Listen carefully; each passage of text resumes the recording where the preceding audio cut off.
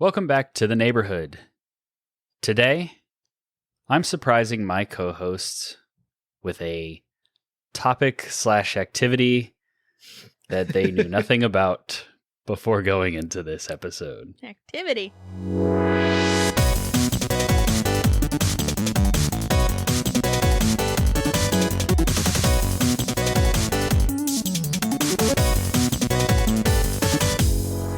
Welcome to the podcast where three longtime friends talk about video games from the average gamer's perspective. My name is Andrew Kimball. I'm Dylan Wren. And I'm Aubrey Summer.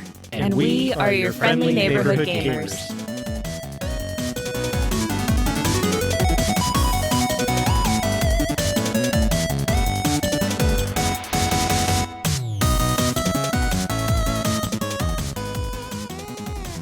Sounds like a lot. I don't know that I signed up for this. My rate's going to go up. Yeah, you can double it. I'm gonna double it. Whether this is your first time listening or if you've been here since the beginning, thank you so much for joining us on this episode. If you'd like to support the show, please leave a 5-star rating and review if your podcasting app allows it. Before we get started, I wanted to quickly remind you to go follow us on TikTok, Instagram, and the app formerly known as Twitter. If you're watching this on YouTube, hit that subscribe button. And if you want to hang out with us and other cool people in our community, join our Discord server. Links for all of this are in the podcast description. So Aubrey, Dylan, do either of you have any speculations or guesses what we're going to do on this episode? Not even remotely. Could be a draft, some sort of drafty thing. Could be. What makes you think that? Just a gut feeling. I was just trying to think of like things that you would come up with to spring on us, and I'm like, a draft could be it, where it's just kind of something like that, or We're picking next season's fighters and Super Bracket Bros. It is a bracket. And it could... I had a list started, and so I had a list started, and I thought about having you guys rank something Sexy in the Pokemon. That's what it's going to be. He started playing Red Rescue Team, and he couldn't make up his mind, so he wants us to do it. He saw Gardevoir and went, ooh, that looks vaguely humanoid and feminine with the dress. I have not played Red Rescue Team yet, which... why would I even be playing that game? Who knows? Oh yeah, that episode isn't out yet. This will make sense in the future. But I thought about having you guys rank them in kind of like the style on TikTok where you put it in and then it can't move, and so you kind of have to decide like where things will go as you go through the list. But then I opted for this because I was able to bring in more to the list, and I think it'll be maybe more beneficial to a conversation or lead to more conversation, which I think I have something like 38 competitors. Wow. But I imagine some of these matchups will go really quick, and then there will be a few where you two kind of have to hash it out. Gardevoir versus... I will have the listeners know I haven't said anything about the sexy Pokemon. I have not outed myself like Dylan just did. I just said the one Aubrey said. Uh-huh. Right, yeah. Dylan is a furry, confirmed. False. Oh, wow. I could not have imagined this going any better, honestly. So what we will be doing, and you, the listener, will already know this because it will be the title of the episode, but we are going to determine the best side/supporting character. Okay. Interesting. I don't know if I know 38 gaming. of those. There are characters that, Aubrey, you will know, Mm-hmm. or have like stronger attachments to potentially, and then there are characters that Dylan will know that you will not. And then there will definitely be some ones that you both know. So that's why I said some of these, even if it's like an iconic side character, neither of you are going to have any attachment to it. It might not even make it out of its first round. Whereas others, you might have a couple characters that you actually both care about, and you have to kind of ponder who's going to move forward. There are no criteria. You two are moving characters forward You're the deciding factor, whether that's on who would win in a fight, whether that's on your personal loves for the characters, whether it's on their like iconic stature in the video game landscape. Anything goes. You guys just have to move them forward. And if it goes really quickly, then enjoy the shorter episode. With all that being said, I am going to start the tournament over here. Challenge. Uh-huh. I'm really wishing I had a notebook and like a pen with me. Yeah, is there a way you can share the link with us so that we can see? I mean, yeah, except I kind of want them to be a surprise. Okay, yeah, so I don't wanna second see, round. like, Second coming up. round then. Yeah. Okay. Ideally, like if I had ultimate time and budget, I would have put like a PowerPoint together with images Yeah. so fair. that you could like see them That pop would up have on been the fun. screen. But I threw this together like 2 days ago. We had like an interview that fell through, so Yeah. this is kind of like backup Good. episode. Content. So, round 1. The way that I seeded these characters is that I didn't. I made the list, and then I alphabetized it, and then I Solid. randomized it. Solid. Okay. And so it's like a random seeding. Okay. Yes. That's fun though.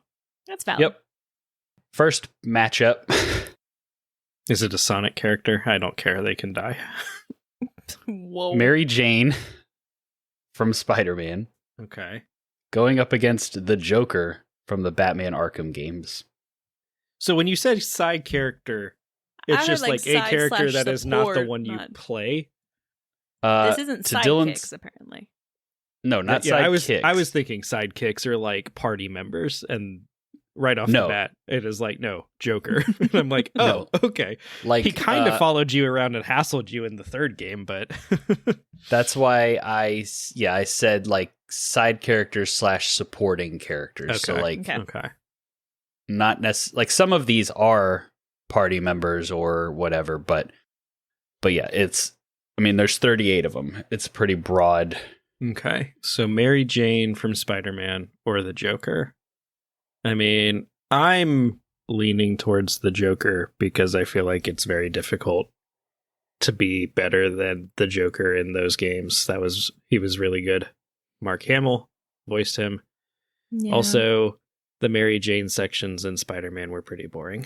So It's tricky because, like, if it is, and it is game specific, I guess, which is an important caveat because I am a girl's girl. And so my first instinct is Mary Jane. And then also, like, Joker as a concept and broadly, I find him to be a loser. However, Mark Hamill does do an excellent performance, and in the Arkham games, it is like a pretty interesting like take on the character and the way that he propels the plot forward and everything. I have not played the Spider-Man games. I've watched Jacksepticeye play the first one.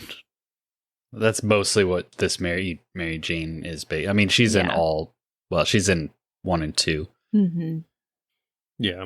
Like if we were talking like Zendaya or Kirsten Dunst, I think this would be a very different conversation. Especially But- versus like Jared Leto.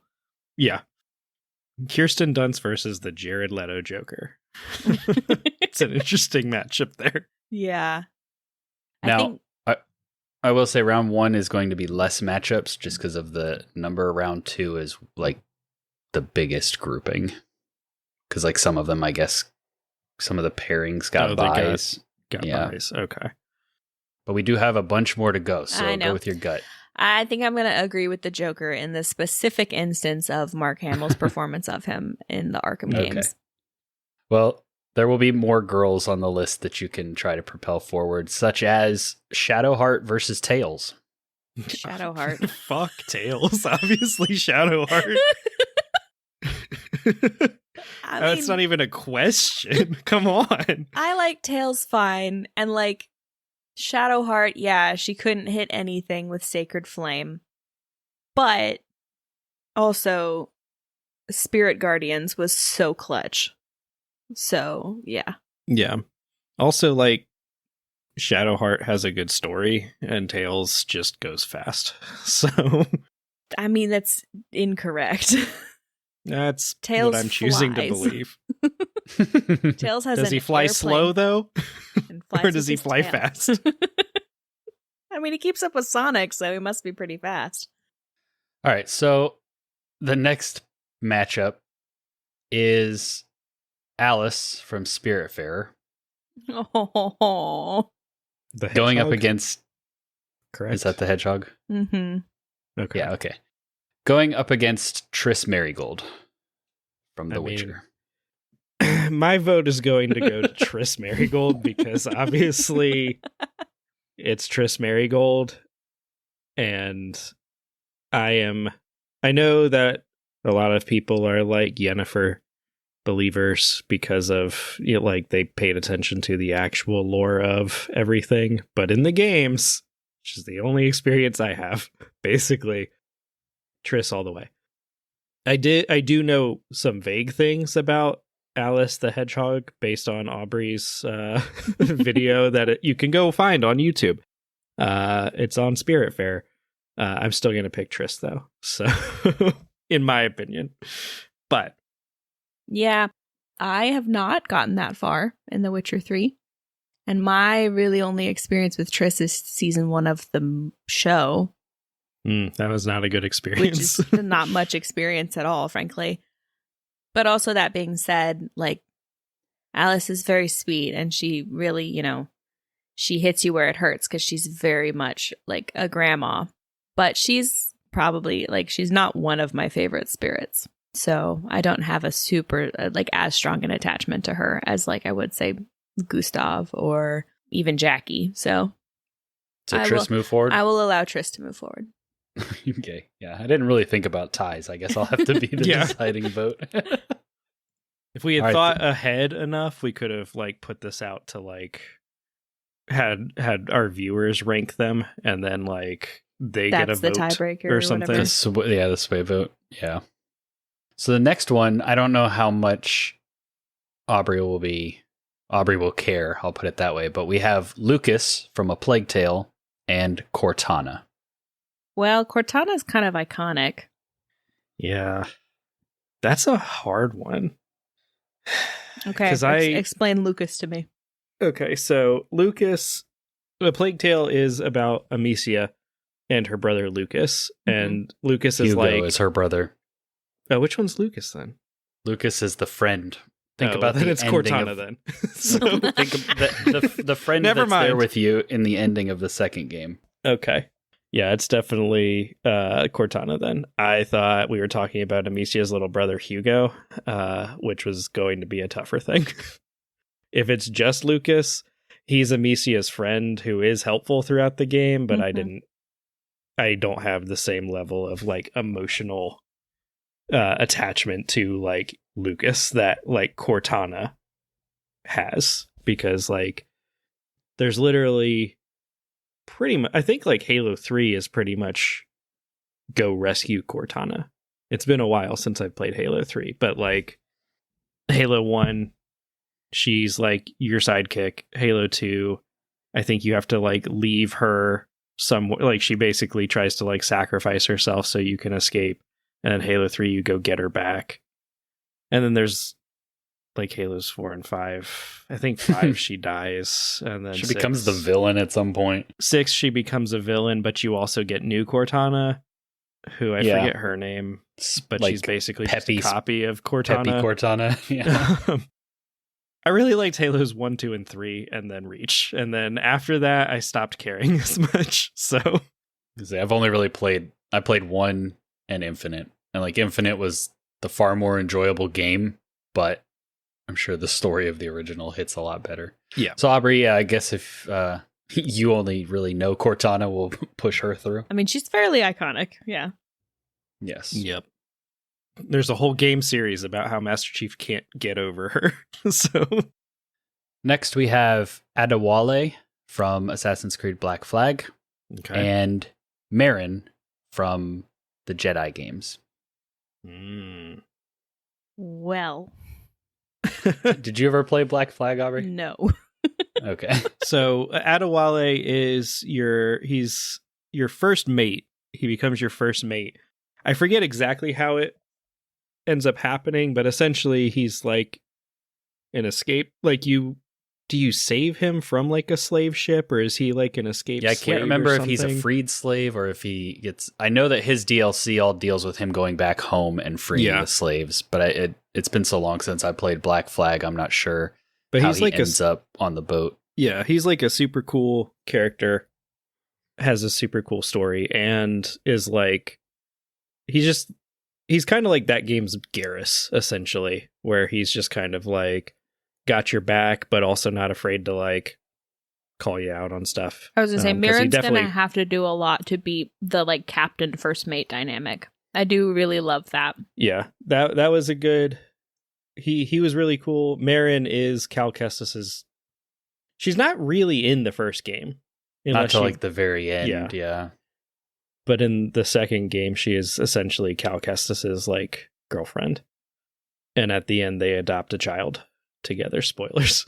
So, I feel like that's underselling it though, because she's not just like a love interest damsel kind of character. She's like Scarlet Witch levels of awesome. Mm-hmm. Yeah, with her power set.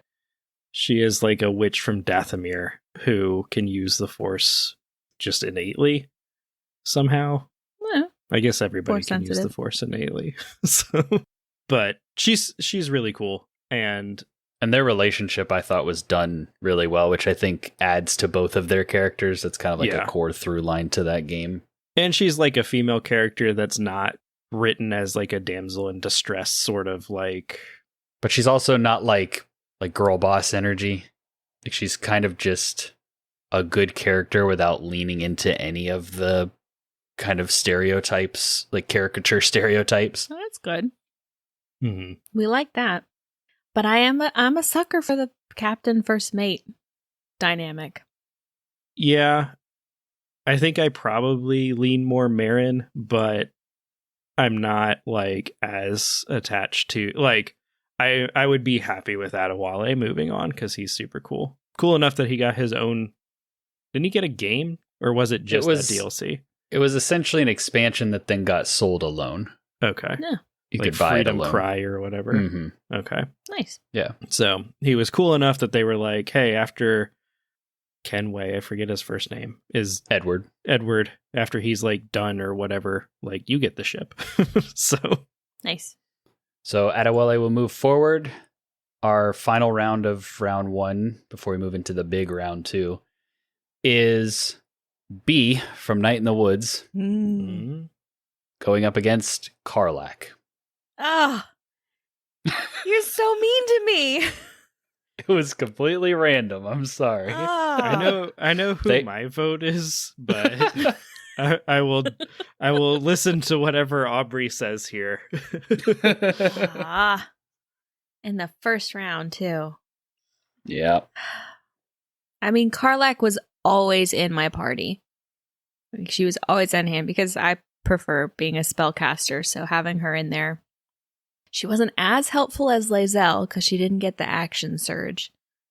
But then B was such a great example for May and like challenged her and was like is still incredibly loyal despite all of the, ways May unintentionally really, mess things up for B.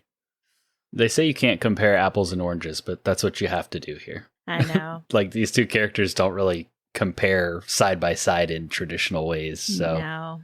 It's probably a recency thing, but I'm going to have to go with Karlach. Karlach is also my vote. Yeah. Like B seemed cool, but I spent, what was it, like 15 hours with B or 7 hours with B. I spent like 100 with Karlach. So. Mm-hmm. And Karlach is also just a cool all around tiefling. Like she's just a cool, fun, chill person. With a cool her story was very cool. Yeah. Even if it did not end super great for her in my game. Yeah. She didn't get a happy ending my first playthrough.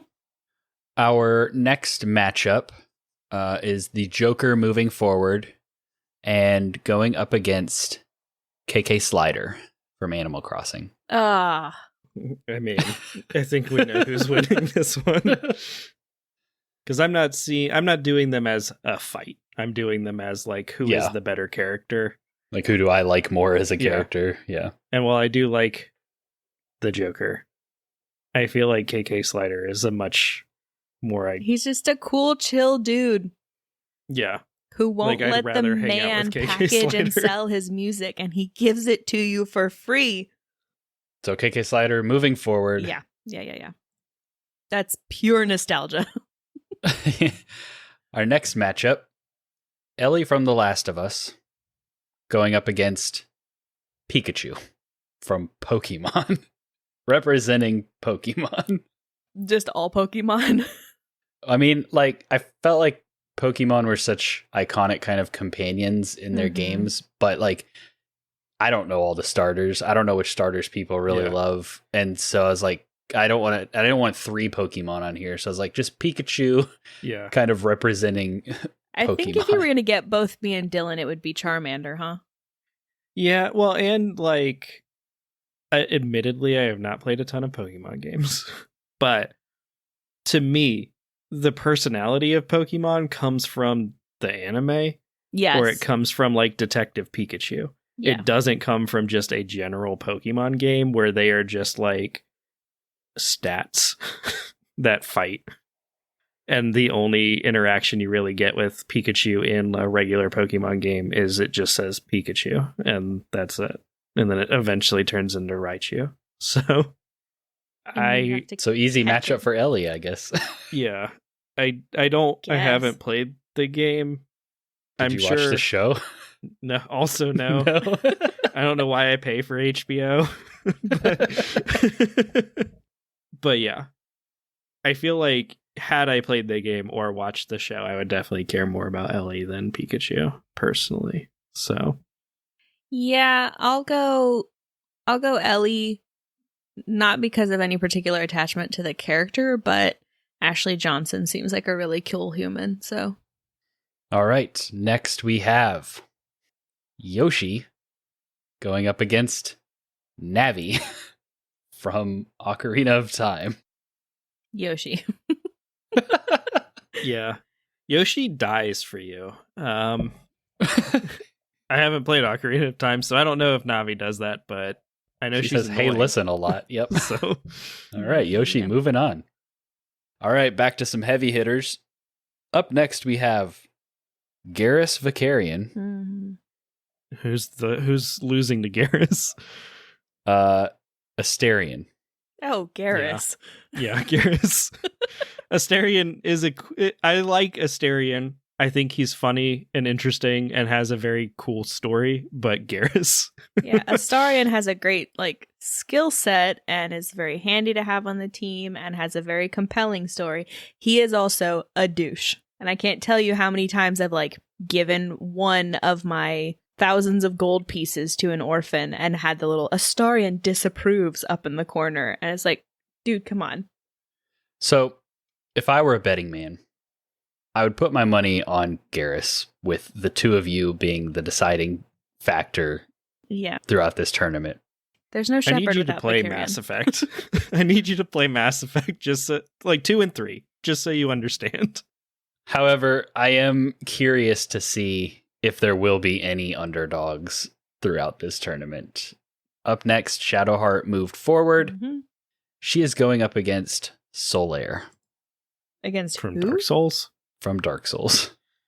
He's like the guy they use. He's in Dark Mr. Souls. Dark Souls, yeah. He's Mr. Dark Souls to. He's who they use to introduce the co-op mechanic to you. Essentially, he's it's been a while since I've watched the lore video that explains what he's doing, because it doesn't tell you that in the game. Oh, Lord. But he's also trying to do the same things that you're doing in Dark Souls 1. And so if he praises the sun. If you do his quest line all the way through, he helps you at the final boss and basically is hey, I'm, the chosen one but I'm pretty sure a lot of it is just keeping him from accidentally dying is what you do in the game. So what I'm hearing is Shadowheart. Yeah, Shadowheart, definitely. Yeah, she is a much better character. Solaire is iconic in the Souls community. That's why he made it to this tournament. That's fair. He does not have a particularly compelling story, in my opinion. All right, next we have one that I expect you two to deliberate on quite a bit, with Midna from Twilight Princess going up against Waddle Dee from Kirby. Well, you see, Waddle Dee, and here is my 15-minute presentation on... No. Okay, Caleb. Yeah, I was going to say, if Caleb was here, I do feel like there would be much more deliberation. Midna. Yeah, Midna. All right. It's been since high school, I guess. So like 10, 15 years since I've played Twilight Princess, but she seemed cool. She was helpful. Mm-hmm. And she had a good story and good character development, which is more than a lot of those companions get.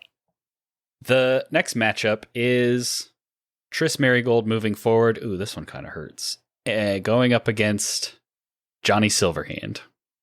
I have a dog in this fight. This one is tough because it's two CD Projekt Red characters, and they do their characters very well. Johnny Silverhand is very antagonistic throughout most of the game, but he is also very anti-capitalist and wants to blow everything up, which I think is cool. But also, he's killing you. Not by choice, but because of the events of the game. Yeah, he's core to that game's story. And like, the way I played my V, it was cool to see him transition. Like, he was still a dick at the end of the game, but he had transitioned from... He's on your like, side, at yeah, least. he was kind of like, man, you're getting screwed over by this too. Let's, fight the system, which I appreciated. That said, Triss Marigold was my homie for 3 games in The Witcher. I did not play all of the first game, but she was still there. I didn't realize she was in the first game. I think, maybe? I guess maybe I'm thinking of Chani. You do wake up in bed with Triss in the opening scene of the second game, so it wouldn't have surprised me if like the first game, but also it could just be a cold open. Well, no, because the first game opens and it's a redhead, but I guess Chani is also redheaded. But like you go to Kaer Morhen and Kaer Morhen gets attacked in the first game by like a portal guy, I thought. And then... Yes, Triss is a major character in the Witcher computer game. And she like gets captured or goes through a portal or something, and so you meet back up with her later. Okay. She looks quite... Yeah, it was an old game. But yeah, my vote is for Triss Marigold, even though I do think Johnny Silverhand is very cool. And I will withhold my vote. All right. Triss moving forward. I'd love to see it. Next, another Witcher character in Ciri, going up against BT-7274 from Titanfall 2. That's the robot. BT did have a very cool Iron Giant moment at the end of the game, but Ciri was more of a character. So, yeah. That's pretty important. Yeah. Ciri is also maybe who you play in the next game, which is kind of cool. Yeah. I have thoughts about that. I don't think she'll be who you play, but that can be another conversation we have. I was going to say, we may need to do just a full deep dive of Andrew explains The Witcher to us. Right. and what his predictions are for The Witcher 4. So, Aubrey, you going Ciri or BT? I'm going Ciri for the girls. Sounds good. A lot of girls moving forward, actually. Yeah. So far, we've got Ellie, Midna, and Ciri, and Triss, and Shadowheart all moving forward. And Yoshi, I don't know, is it confirmed that Yoshi's a boy? Well, is it Green Yoshi or is it Pink Yoshi? I was going to say, I imagine there's different Yoshis, so they have to repopulate somehow. Next, Cortana moving forward, facing off against... Cortana's a girl. Mm-hmm. Sort of. Yeah, but we're like, that was moving to the next round. We're back in our round. Gotcha. But yeah, Cortana going up against maybe the only other Bungie character on this list in Cade 6. Oh, Nathan Fillion. So this one's The for robot you, Dylan. voiced by Nathan Fillion in Destiny 2. All right, tell me what the title of this segment is again. Best side. What is it? Best side character. Best. I have it titled Best Side Character in the tournament. Okay. But who knows what I'll settle on when I actually title the podcast episode. The Google searches I did to come up with characters were like side characters and supporting characters. Okay. So I'm going to describe them both to you, Aubrey, and you tell me which one sounds more appealing. Okay. So Cortana is the AI in Halo.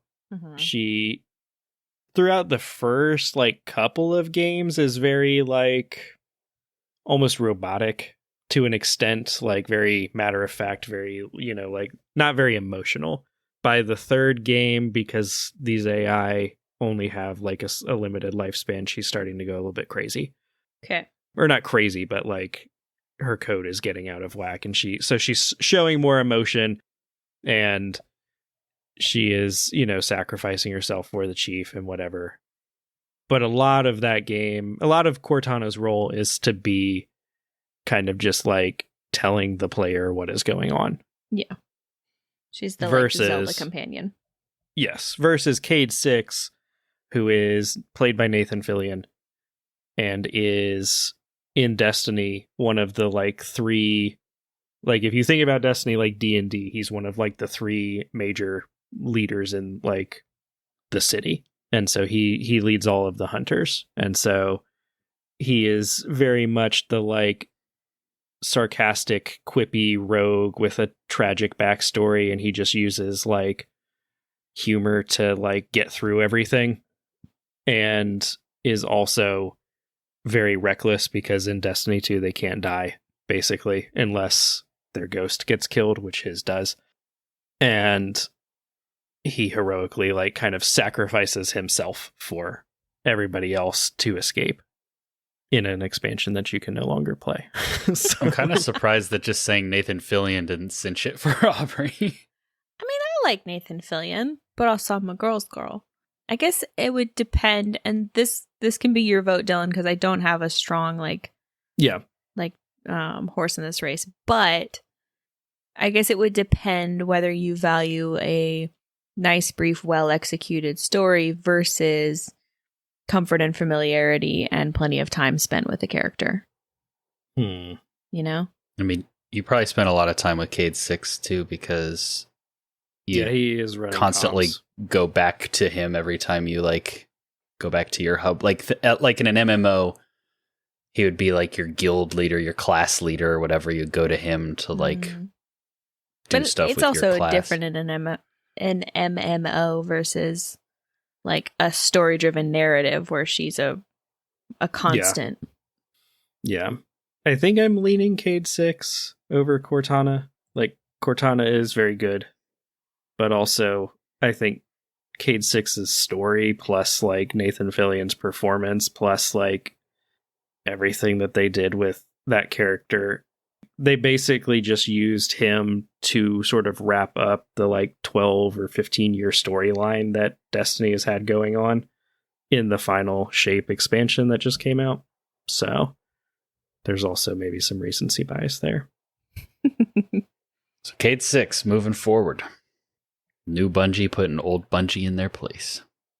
Next we have, I can never remember if it's which sea sound this is, but Celebrimbor from the Shadow of War and Shadow of Mordor games, and BD1, the little robot from the Jedi games. I'm just going to say that BD1 never made a weapon of mass destruction for Sauron, so... I mean... That we know. That we know. Right, the third game hasn't come out yet. It's true. Turns out the third game, BD1, is actually the center of the Death Star. Yeah, they plug him in to make it fire. For a character that has zero dialogue, BD1 conveys a lot of emotion.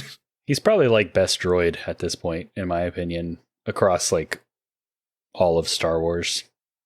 Yeah, so I do find myself leaning towards BD1. Celebrimbor is the ghost elf, right? Like that's who we're talking about. Okay. Yeah, the ghost elf that gives you your powers. He's just kind of a tool the entire way through the game and thinks he's better than you because you're a human and he's an elf. Even though he's dead and also created the ring. Well, yeah, but you're only alive because of him. You're more recently dead than he is. He's been dead for like thousands of years at this point. So BD1, Aubrey, do you have a preference? A vote? You can vote just off of name Pure alone vibes. if you want. You have a vote. Use it. I do have a vote. Well, so I looked up who voices Celebrimbor, just for my curiosity. Yeah. Alistair Duncan, I've heard that name. who is known before. for Celebrimbor in both of the Middle-earth games. And then he also voiced Alfred Pennyworth in The Batman, That's where I remember the hearing one him we from. grew up on. And he's Mimir in God of War. Wow, the accent does a lot because I did not realize that was him. Interesting. Huh. I almost put Mimir on this list, but you guys wouldn't have pushed him forward and it would have been Is he the head tragedy. that hangs out? Yeah. The severed head. So, I don't think I got to that point in the game. I do really like his take on Alfred Pennyworth. But that's We're gonna not have a what tie, we're talking our first about. tie here because Aubrey likes the voice actor. Hey, you vote for whatever. You guys have to push it through. Oh, and he was Nihilus in Mass Effect 1. Interesting. Right? I did not realize that. Hey, that vocal fry filter thing that they put Yeah. on all the Turians does a lot to mask it. That is true. You know what? Screw it. Andrew, break this tie. I'm going with Celebrimbor. I like Lord of the Rings more than I like Star Wars. Fair. That's a valid point. But I think I'll push BD1 through. Okay. I have been kind of itching to replay the Mordor games, at least War. I haven't played that one. Yeah. But all right, BD1 moving forward. Next we have Claptrap, Okay. Borderlands, Yep. going up against Jonah from Tomb Raider. Jonah. Which one's Jonah? Is he the guy like the He's the Polynesian guy that's with you in all 3 games. Jonah? Yeah. He is a real one. And Yeah, he's great. in the 3rd Like- game, there's a moment where you think he gets killed, and Lara goes like scorched earth, and I went scorched earth. I was about to be so mad at the game if they killed him off. Yeah. Yeah, I remember him from the first game, Mhm. and he was such a bro in He that is a game. real one. Yeah, and he So- maintains that through all 3. And I think the industry kind of liked the 3rd game the least, but I really loved the 3rd game. I enjoyed it a Mhm. lot. And I think part of that was there was a lot of, It really tightened in on like his and Lara's friendship. yeah, Jonah and Lara, there was a lot of like Yeah. them kind of going through this adventure together. So Yeah, I've been meaning to play that trilogy because I've only ever watched it played, Mhm. and I'm like, there were chunks that I missed of seeing it played, and then there was also just like these seem like really good games. I want to play them. Yeah, they're a really solid third person action adventure shooter. Yeah, and like going up against Claptrap. I mean, Claptrap would have beat like a Sonic character or maybe Pikachu, but Claptrap would not have beaten a Sonic character for me. He's so annoying. he's like everything that's wrong with Borderlands humor in one Yeah. character. yeah, yeah. All right, next we have Isabelle from Animal Crossing No. going Okay. up against KK Slider. cousin. It is your cousin, Roman from GTA 4. I mean, Let's go bowling. See some big American titties. I gotta vote Isabelle. Yeah, I'm also gonna vote Isabelle. Would she go Isabelle to moving forward. Yeah, she'd go with you to a strip club, but like she wouldn't badger you about going to a strip club. Exactly. She'd probably give you fun facts about the strip club while you were Probably. there. Talk about, how helpful it's been to have it on your island. She's also great at reminding you about things, like go visit so-and-so because it's their birthday, which is helpful. Yeah. We're almost out of the second round. Our next matchup is Elizabeth from BioShock Infinite, which I don't know if either of you guys have played that, but I'm sure you can picture her. I'm aware of the character, yeah. But yeah, probably not playing the games takes away from some of that. And that is where Adewale moved forward to. Adewale. I do feel like if I had played BioShock Infinite, I might care more, but I don't know if she would be Adewale for me personally, but I'm also an Assassin's Creed freak, so. Yeah. Well, and from what I remember of BioShock Infinite, there's like time loops and it gets real complicated, real weird, like yes, pretty quickly. I think the common thread we're going to find is I'm a fan of like loyal best friends and like first mate type characters. So Adewale, Jonah, and Garrus are going to be hard to beat. Well, our next matchup is Yennefer from The Witcher going up against arguably a best friend first mate character in Jakob from Outriders. What? Jakob! I put that on pretty much just for Dylan. He was such a cool dude. That game was so stupid. Until that game murdered him for no reason. And he was like so stupid in that game, but yeah, he's kind of like, I don't know. So I'm not a huge fan of Yennefer, personally. I think she's a jerk. I know that there are lore reasons that she is a jerk. I know that before you get in the comments and start correcting me. No. Get in the comments. We want the engagement. That's true. But she's also an interesting character. She is an interesting character. Are you saying Jakob is not an interesting character? How dare you? I don't remember anything about himself. Just I remember us laughing about any time he was on screen. Well, he had a daughter, right? Wasn't his daughter with us? Yeah, maybe. Yennefer has a daughter in Ciri. Yeah. So far we're 1-to-1 with daughters. Fair. Jakob sacrificed himself to save us. Yennefer disappeared, didn't tell anybody, shows back up and is like, after we've been looking for her for 2 games, and is like, hey, here's my honey-do list. I need you to do all this stuff. I'm going to dip on out of here and go hang out with my friends. So, yeah, but Geralt also likes toxic women. That's true. That's true. So basically what I need to know is the meme moving forward? No. It's probably going to be Yennefer. Yeah, I vote Yennefer.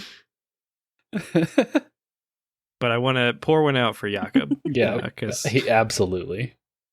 He deserves it. All right. Karlak moved forward and she is going up against Luigi. Karlak? Well, Karlak. Or Luigi. Look, I like him just fine as a character, but I have no strong attachment to the Mario franchise or characters within it, and their characterization is kind of paper thin. Yeah. Yes. So. No, I 100% get it. Next, another one that probably leans more Dylan's way. We have Dom from Gears of War. Oh, okay. And Sophia from A Plague Tale Requiem. Okay. Now, which one is Sophia? Sophia's the pirate lady that is with you through the whole game. Okay. That's right. And Dom is the guy Dom is the second in command, first mate from Gears of War. I mean, the character from the Plague Tale games that to me is the standout is Hugo. Hugo and Amicia. Yeah, but they're the main characters. Yeah.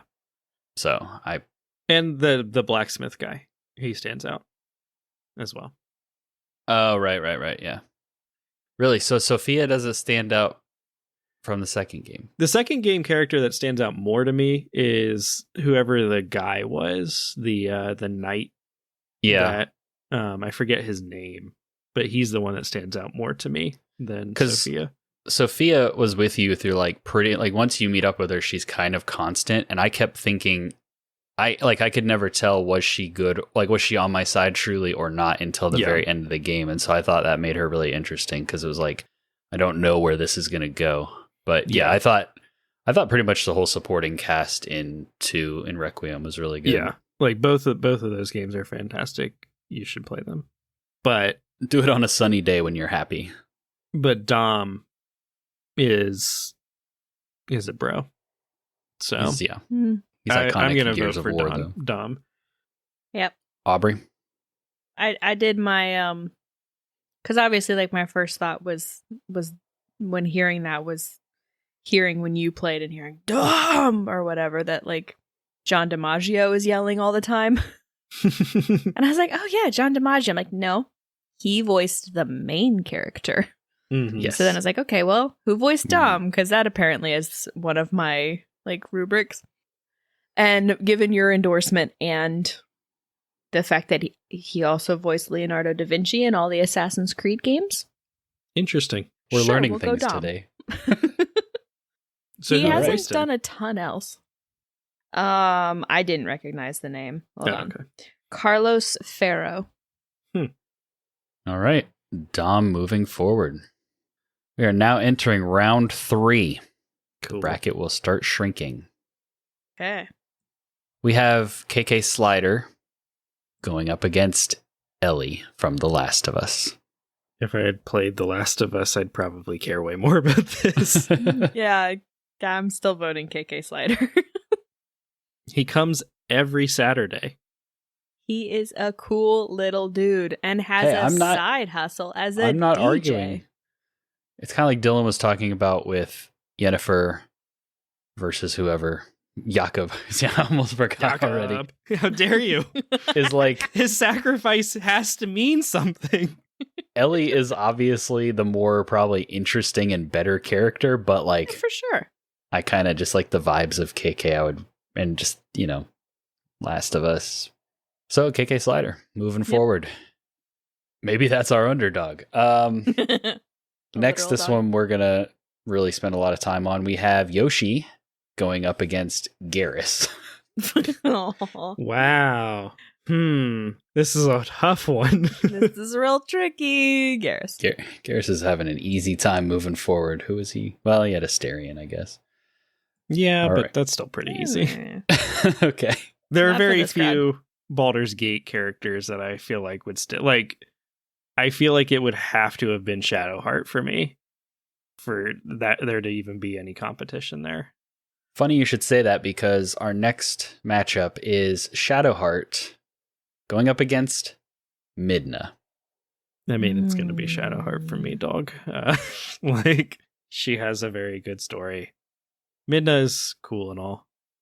I feel like 15 years from now, I will still remember Shadowheart's story, whereas I did have to look up Midna to make sure I was thinking of the right character. So I feel like that is a bold claim. And I don't know that 47-year-old Dylan would remember Shadowheart's story. it's not like I'm going to have be like have dementia or something. Like 47 is not that old. Classic old man thing to say. Yeah. It's not that old. I'm in my prime. I don't know. It's got to be Midna for me. She's one of those like kind of real ones. There's the character development of her starting kind of just using you and then coming to appreciate your dedication and your courage and just the steadfastness of Link, and then eventually sacrificing herself for you and Zelda and the world of light, even that she previously didn't care about at all. Yeah, I gotta go Midna, so you're gonna have to break this tie, Andrew. Yeah, and Midna, like her whole thing with the game being Twilight Princess, like named after her, but you don't really know that till the end, Mm-hmm. and then of course Zelda's in there too. But What? In a Legend of Zelda game? it was pretty subversive the first time playing through that game. I think that game definitely has like some pacing issues and stuff, but sure. But so does Baldur's Gate 3. Yeah, I haven't finished Baldur's Gate 3. I was pursuing Shadow Hearts. If I had to pick a Baldur's Gate 3 character that I would say is my favorite from where I put it down, it would probably be like her and Karlach. I also kind of like Lysel, so I don't know. None of the dudes, they all suck. But I was gonna say Lysel is actually best girl. But it's Zelda, man. I'm moving Midna forward. I've got that Legend of Zelda nostalgia carrying some weight. Yeah. Ah, this one. It's a heartbreaker. We have Triss Marigold going up against Ciri. Wife versus daughter. Yeah. If they were actually fighting, then Ciri would probably win, no questions. But yeah, Ciri feels much more important to the plot. Yes, Ciri is like a core plot character. You actually do play as her some in the game, whereas Triss is just a really awesome side character. Yeah, I mean, they're all... That's the cool thing about CD Projekt games and about the Witcher universe and the Witcher characters is just they're all kind of integral and important, and they're all well written. Yeah. Like, so. my inclination is to go Triss just because I spent more time with Triss than Ciri, because Ciri only shows up part of the way through The Witcher 3. That said, both are very good characters. She's in the opening. Yeah, you play as her throughout the game in little chunks, but then like she's not reunited with the group till close to the end. Like you get a little snippet of her getting like running, but you don't get her as a kid. Or no, you play as Geralt. She's a tutorial character. Yeah. When she's a kid, but that's Geralt's dream. Yeah. You don't get like story stuff really with her until like partway through the game, I guess is what I was trying to say. You get like a chunk with her in each act, like as her story, what's going on. And then, she joins back up with the party in like the final act, basically. Yeah, which to be fair, Triss is only in like act 2 and 3, but also she was in all of like game 2. So, and a big part of game 1. I guess, Aubrey, which one would you vote for? Yeah. Just like your gut reaction. I'm not necessarily going to be upset by either one. I was going to say Ciri, she's the MacGuffin. So she's objectified is what you're saying. You want to objectify her. I'm saying the story wouldn't happen without her. All of the women in Witcher 3 are objectified, but also they're still great characters. Also, Geralt's objectified. He starts in a bathtub naked. So yeah, they're all objectified. Equal opportunity ogling. Mm-hmm. So Aubrey says Ciri. Dylan? Mm-hmm. That's fine. We can go Ciri. Ciri, moving forward. Who would you have picked? Triss or Ciri? I would have really had to... I'm going to change my answer so that you have to break the tie. I was going to say whatever you didn't say to make him break the tie. So Triss is like first love, best girl.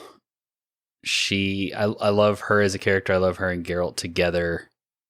Ciri, though, and it's not necessarily fair, I guess, to bring books into this. Ciri is like way more... You get to know her way more in the books, whereas Triss is just like one of the sorceresses. CD Projekt really elevated her out of the books. And then probably the whole section towards the end where you like have to be a good dad to her to get like the good ending, like that just appeals to me as a girl dad.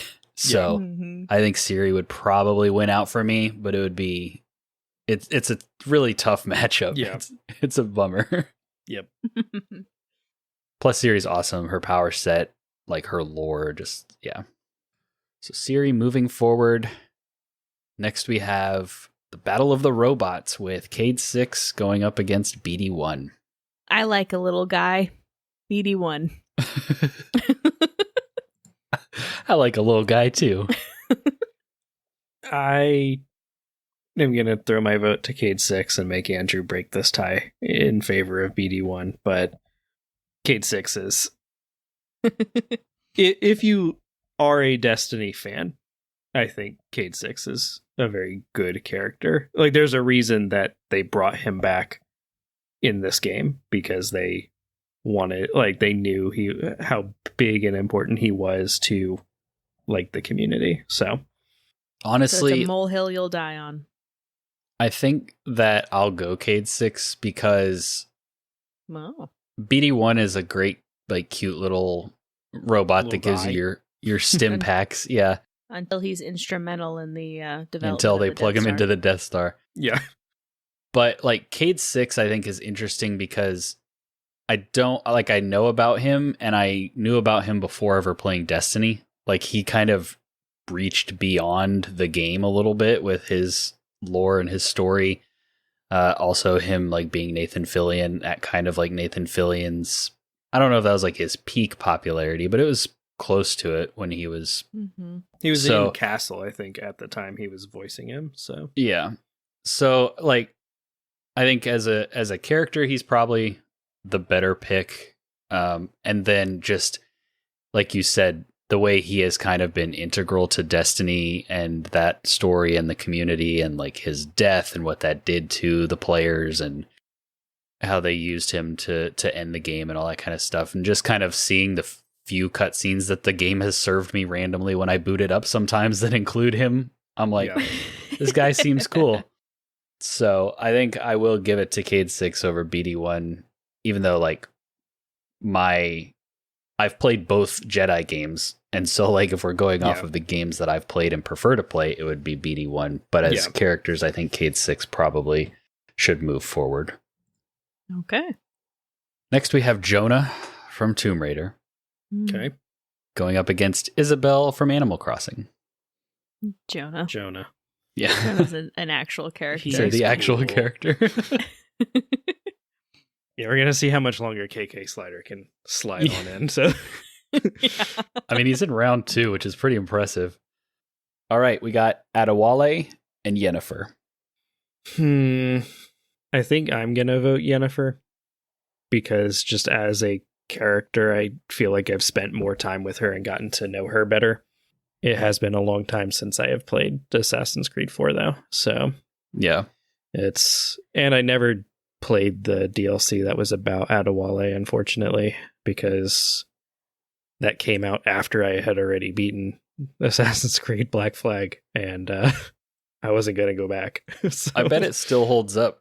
It probably does. Pick it up today for like $5. I think I own it. There you go. Nice. I think I either got it given away or like picked up like an old Assassin's Creed pack, right, from that Ubisoft was selling. So nice little bite-sized pirate experience, and then you're in and you're out. You have a good time.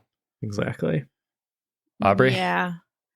I mean, I like to support women's rights and women's wrongs, so I'll go Yennefer. She's well, and like CD Projekt Red does characters very well, even if they're kind of I'm sure she's like kind of rough around the edges, or is just a 3-dimensional character with her own priorities. I mean, yes, that is what she is. And there are in game and in lore reasons why she acts the way that she does, and you find that out when you play the game. I have like no negative feelings towards Yennefer at all. Like despite because I haven't gotten that far, I liked her in the show just fine in the one season that I watched. Which season? Was it season 1, or did you just watch season 2 or 3? Season 1. Just jump into the last season. I know we got to clarify with me, but yes, it was season 1. She was really good in season 1. That was when Andrew still had hope for that show. And as much as I like the concept of a first mate, I got a couple more of those that I have a personal attachment to moving forward. So yeah, good point. All right, final matchup for this round. Dom from Gears of War going up against Karlach. Karlach. I feel like you would have to be one of the votes for Dom to have a shot. And I picked Dom because I felt like he was the more like heartfelt character from like side character from Gears of War, and I knew that I was like the only Gears person, but like, what if I had picked Coltrane? Would he have done like better? Baird and Cole are cool. Kate from like the newer games is cool, but like it was definitely, I think Dom is the character to pick there. Yeah, he represents. And who is it? Anya? Is Anya in 3? Yes. Yeah, okay. Anya is in 3. Yeah. And then, I mean, the side characters in the 2 new games are good, and especially in 5. Like, 5 is actually a really excellent game that I think a lot of people outside of like fans of the franchise sleep on. But I also don't know that I'd recommend it until Gear 6 is announced, because it ends on like a really cliffhangery kind of note, and it's like we still don't know anything about when we're getting that next game. Yeah. Oof. They're like, you guys want a prequel? No. Finish what you started. All right. We are now in round, I guess this is 4 according to how this is. It's going up. So yeah, 1, 2, 3, 4. So I feel like we're spiraling up. round 4, and then these rounds go quick. Yep. Mm-hmm. Like, for example, KK Slider versus Garrus Vicarian. I mean, Garrus. KK is What not an end sliding for through KK anymore. Slider. He had a good run. Garrus, obviously. Maybe I'll stitch in one of his sad songs right here to play him out. Steep hill. Steep Hill. Okay, I'll look it up. Enjoy some Steep Hill, listeners. Oh, me, na, me, oh, me, na. Na, que, me, oh, me, na, me, que, me, na. Oh, me, na, me, oh, me, na. Na, que, oh, na, me, que, na, me, oh.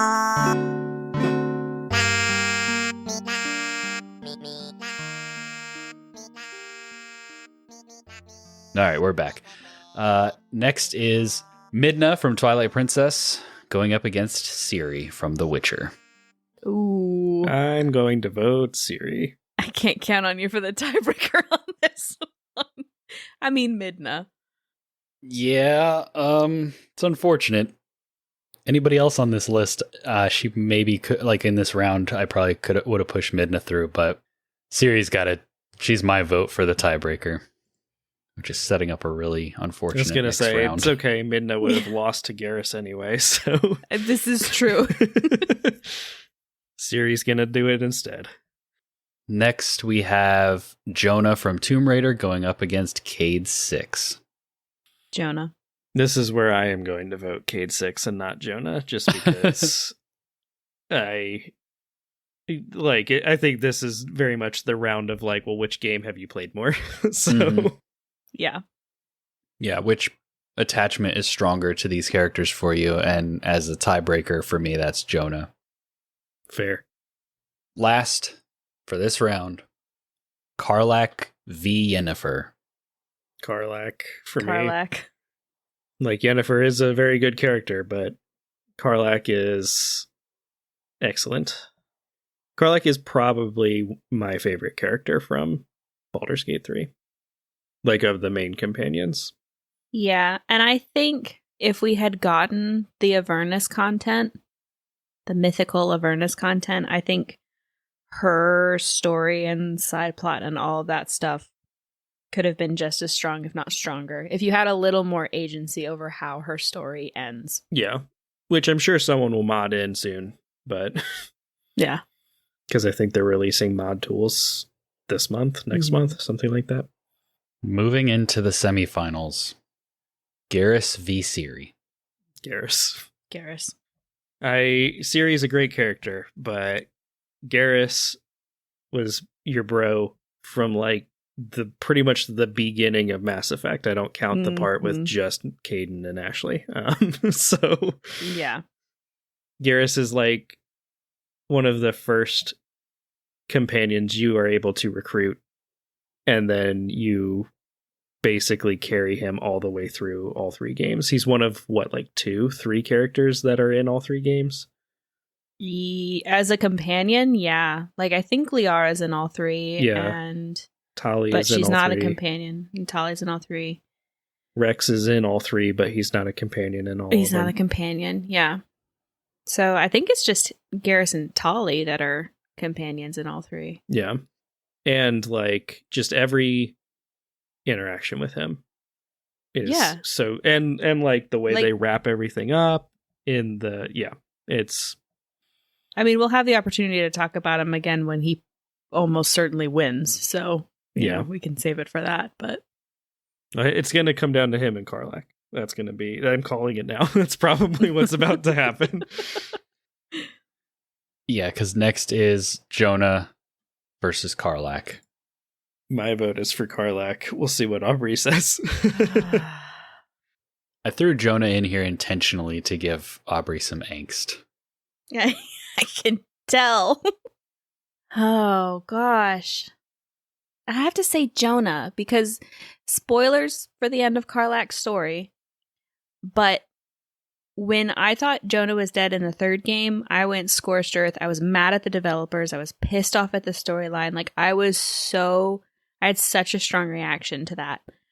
Versus, I was not willing for my character to go to Avernus with Karlak and give up, like, my ending with Halsin.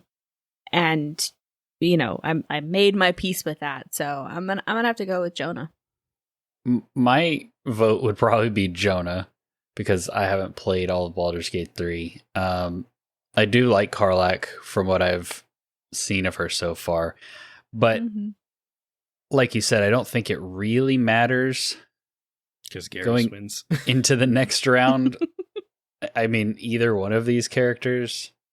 I mean, if Karlak moved forward, would that give either of you any heartburn, or is it still instant Garrus? I'm still voting for Garrus, regardless of which of these two characters move. So if one has a shot for you, Aubrey, go ahead and move them forward. Not really, no. All right, well, then I'm going to move Jonah forward as the tiebreaker, because he's the one I have more attachment to. Whenever I get back to Baldur's Gate 3, I could see that changing, but I need them to release like a total conversion mod for Mass Effect that just makes it a big fantasy, like swords and sorcery thing, so that Andrew actually plays it and enjoys it. That would change so much. No, you just make it like multiversal. Like you have the planes from D&D or something, and then boom, there you go. Done. The worlds are different planes. The mass relay, you get on a boat. Yeah. Easy. All right, so the final it's a magic round boat. Is Garrus versus Jonah from Tomb Raider, which props to Jonah for making it this far. I'm so pleased. Yep. Garrus. Jonah put up a good fight, and he is a cool character. But Garrus has to win, in my book. Yeah.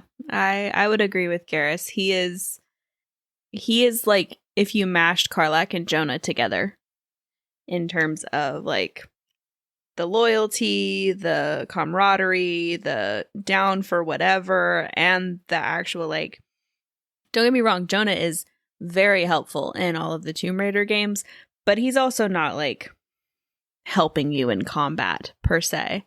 Right. Like Garrus is. Garrus is. When Garrus thought you died, he literally became Batman because it messed him up so bad. So, I know. I mean... Bat alien. Well, okay. Rude. He's still a man. There are Ashley. male and female Tyrians. Right? Terrible. But like, yeah, at the start of 1, he's literally like, yeah, you guys are going after this untouchable Spectre. I've been trying to build a case against him. Like, I know he's dirty. Let me help you. Whereas in the first game, a lot of the alien species did not want to work with the humans. They didn't like humans. And he was among the first to like bridge that gap and be like, yeah, I don't care. Like, come on, we have a mutual goal. And then like from there, he's just, yeah, there's no shepherd without Vicarian. Like, yeah. And like it helped. Like I will say that BioWare used to, hopefully is returning to this form, but used to be very good at giving you at least 1 or 2 companions every game that were kind of just down for whatever. And Garrus definitely is that character. So regardless of which direction you decided to play the game in, like if you decided to be like a paragon of like justice and like, you know, make all of the like lawful good sort of, you know, or chaotic good choices, you could. And then if you were the one that would like maybe bend some rules and whatever, he was also down for that. So like it helps, I think, that there was not, you like, it's not to say that there wouldn't be some friction and he wouldn't call you out occasionally, but like he would have a conversation and he'd be on your side by the end of it, versus a lot of the other characters in the game who were much more stringent on their. Yeah, like thinking about it, it's a little funny to say, but I feel like Garrus is loyal to Shepard, not to the mission, obviously not to Cerberus, Nope. not to the council, not to like, he's loyal to Shepard and like will follow Shepard into anything.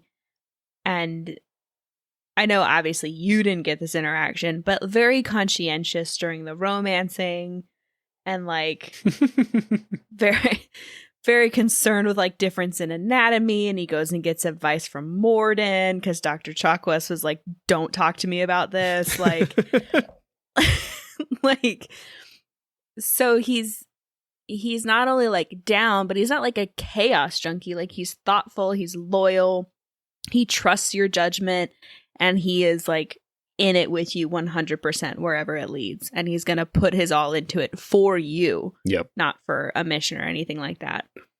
While also not being like some sort of weird, like needy stalker or something. Exactly. Well, too bad All Might destroyed him, and he is no more. Unfortunate. Jay I mean, I don't Davis. think Garrus could beat All Might, but also what an uneven matchup. Right. It was season 1. They were still figuring it out. It's like, oh, Superman or Claptrap? Like, Superman would kill himself because Claptrap was so annoying. Right. Well, there you have it. If I were a betting man, I would have won lots of money.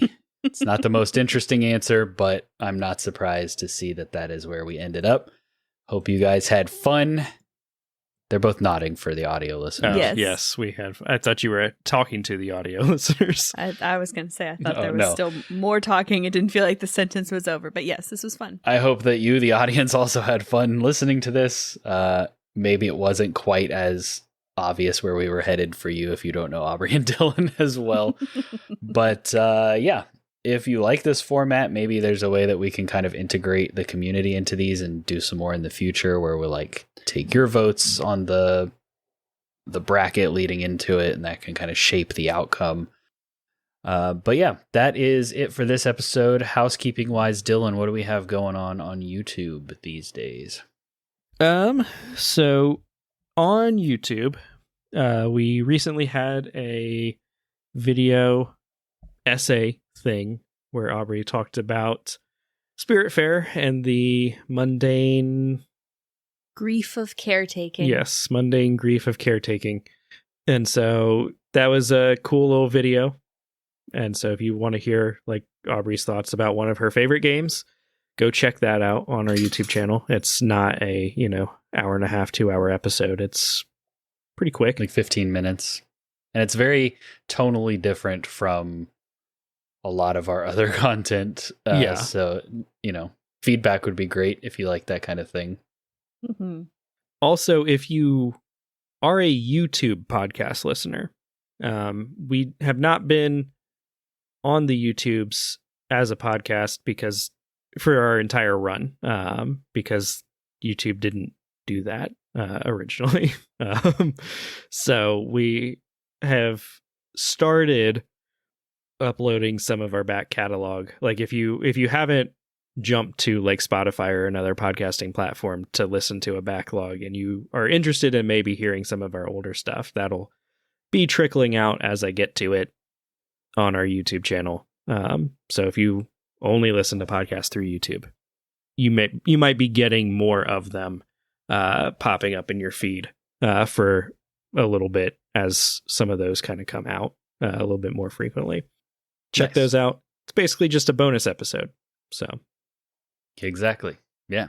And on the podcast front, we have for the rest of September, it's going to be kind of business as usual. We have a neighborhood watch coming up with planning on having a guest on that one. And then we will have some other topics that I can't remember off the top of my head. And then moving into October, we're going to have a little bit more of a theme with our episodes. We're going to do things kind of spooky Halloween based. At least that is the goal right now.